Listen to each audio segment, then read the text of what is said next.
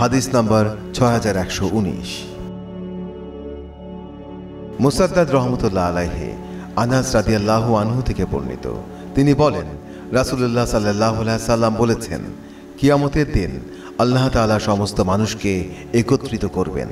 তখন তারা বলবে, আমাদের জন্য আমাদের রবের কাছে যদি কেউ শাফায়াত করত, যা স্থান থেকে আমাদের উদ্ধার করত। তখন তারা সকলেই আদম আলাইহিস সালামের কাছে এসে বলবে, আপনি ওই ব্যক্তি যাকে আল্লাহ তাআলা স্বহস্তে সৃষ্টি করেছেন।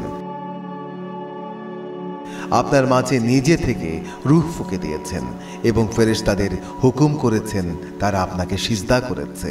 অতঃপর আপনি আমাদের জন্য আমাদের প্রভুর কাছে শাফায়াত করুন।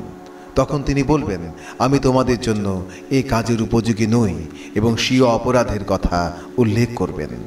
এরপর বলবেন, তোমরা নূহ আলাইহিস সালামের কাছে চলে যাও, যাকে আল্লাহ প্রথম রাসূল হিসাবে প্রেরণ করেছেন। তখন তারা তাঁর কাছে আসবে, তিনিও স্বীয় অপরাধের কথা উল্লেখ করে বলবেন, আমি তোমাদের জন্য এ কাজের উপযোগী নই, তোমরা ইব্রাহিম আলাইহিস সালামের কাছে চলে যাও, যাকে আল্লাহ তাআলা খলিল রূপে গ্রহণ করেছেন। অতঃপর তারা তার কাছে আসবে, তিনিও স্বীয় অপরাধের কথা উল্লেখ করে বলবেন, আমি তোমাদের এই কাজের উপযোগী নই, তোমরা মুসা আলাইহিস সালামের কাছে চলে যাও, যার সঙ্গে আল্লাহ তাআলা কথা বলেছেন।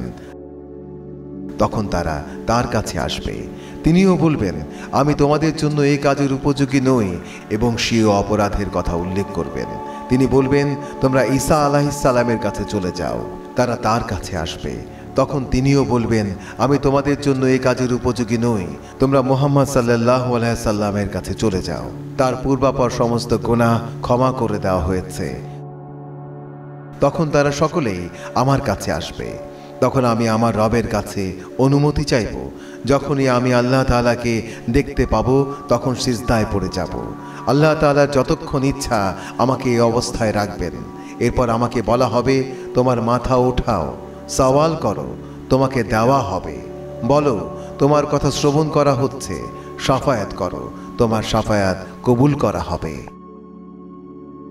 তখন আমি মাথা উত্তোলন করব এবং আল্লাহ তাআলা আমাকে যে প্রশংসার বাণী শিক্ষা দিয়েছেন তার মাধ্যমে তাঁর প্রশংসা করব। এরপর আমি সুপারিশ করব, তখন আমার জন্য সীমা নির্ধারণ করে দেয়া হবে।